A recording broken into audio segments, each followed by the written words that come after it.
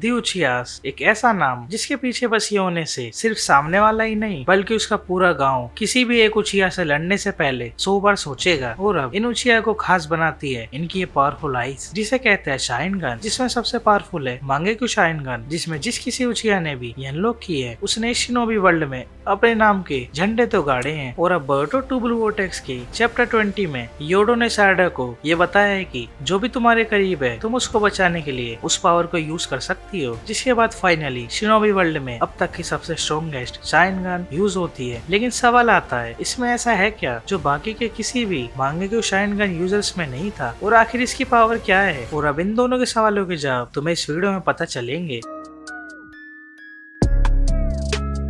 तो चलो पहले इसकी पावर को ही देखते हैं। अब सारडा ने अपनी मांगेक्यू से अपनी और सबकी सैंड एक ब्लैक होल से किसी जगह में डाल दी, या ये बोलूं कि उस ब्लैक होल ने सारी सैंड निगल ली, जैसे किसी भी एक ब्लैक होल का नेचर होता है। अब ये ब्लैक होल और कुछ नहीं बल्कि कामुई का ही वेरिएंट है। लेकिन सभी मांगेक्यू यूजर्स दो टाइप की एबिलिटी होल्ड करते हैं। जैसे ओबिटो यूज करता था जिसमें लॉन्ग रेंज कामुई में ओबिटो किसी को भी उस डायमेंशन से कहीं भी ले जा सकता था, और दूसरी शॉर्ट रेंज कामुई में ओबिटो खुद कहीं भी किसी के भी आर पार चले जाता था। और सास्के भी एक कामुई लॉन्ग रेंज में यूज करता था जिसका नाम है अमातरासु, जिससे ये ब्लैक फ्लेम दूसरे पे फेंकता था। और शॉर्ट रेंज में सास्के कागात्सुची को यूज करता था, और ये वही ब्लैक फ्लेम है जिससे सास्के इन ब्लैक फ्लेम को कैसे भी किसी भी शेप में बना सकता है और इन्हें यूज कर सकता है। और इताची भी दो एबिलिटी यूज करता था, जो की है एक सुकुयोमी यानी वही नाइफ वाला गेंजुत्सु और दूसरा अमातरासु। अब लेकिन चैप्टर 20 में सारडा की एक एबिलिटी दिखाई है जो की लॉन्ग रेंज कामुई है, और ये एबिलिटी ओबिटो से भी पावरफुल है क्योंकि ये एक ब्लैक होल है जो कि कहीं भी स्पेस टाइम में क्रिएट होता है, और इसके में भी कोई भी क्लोज आया तो ये ब्लैक होल उसे खा जाएगा। अब लेकिन आगे पता चलेगा कि सारडा इन्हें कितने बड़े बना सकती है। लेकिन व्हाट इफ की सारडा की सेकंड एबिलिटी में सास्के ओबिटो की तरह सारडा शॉर्ट रेंज में इन ब्लैक होल को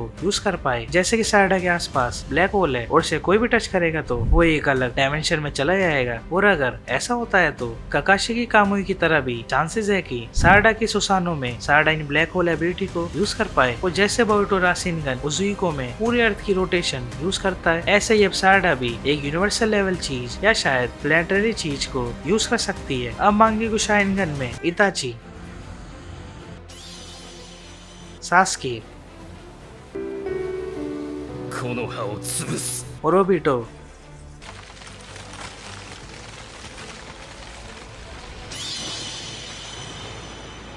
एक बात कॉमन थी कि इन सभी उचियास की मांगेक्यू हेटेड से अनलॉक हुई थी, जबकि सारडा की मांगेक्यू शाइनगन उसके लव से अनलॉक हुई है। और सारडा की स्टोरी कुछ कुछ ओबिटो की तरह भी है। जैसे ओबिटो का रिन से प्यार, वहीं सारडा का बोरुटो से। और वहीं ये दोनों काइंड है और दोनों होकागे बनने की सपना रखते हैं, और दोनों स्टार्ट में शाइनगन यूज नहीं कर पाते, और इन दोनों की शाइनगन की वजह से आईसाइट वीक हो गई थी। लेकिन रिन के मरने के बाद ओबिटो हेटेड में चला गया। अब वहीं सारडा अपने लव से ओबिटो की लेगेसी आगे बढ़ाएगी और उसे सरपास करेगी। अब जितना हम सबको पता है हेटेड से ज्यादा लव की पावर होती है, जिसकी वजह से सारडा की मांगेक्यू शाइनगन बाकी के सभी यूजर से ज्यादा इम्पोर्टेंट है। लेकिन अब आता है शाइनगन का ड्रॉबैक। अब जितनी ज्यादा इनकी मांगेक्यू होगी उतनी जल्दी यूजर ब्लाइंड होगा। अब ऐसे ही सारडा भी जितना ज्यादा इस मांगेक्यू को यूज करेगी उतनी जल्दी ये ब्लाइंड होगी। और ऐसा ही सेम सास्के और इताची के साथ भी हुआ था। लेकिन वहीं दूसरी साइड ओबिटो ने हाशिरामा सेल यूज करके अपने आप को ब्लाइंड होने से बचा लिया था। लेकिन ऐसा सारडा के केस में नहीं है, पर इसका भी एक सॉल्यूशन है, और वो है स्ट्रेंथ ऑफ 100 टेक्निक। इससे सुनाडे और साकुरा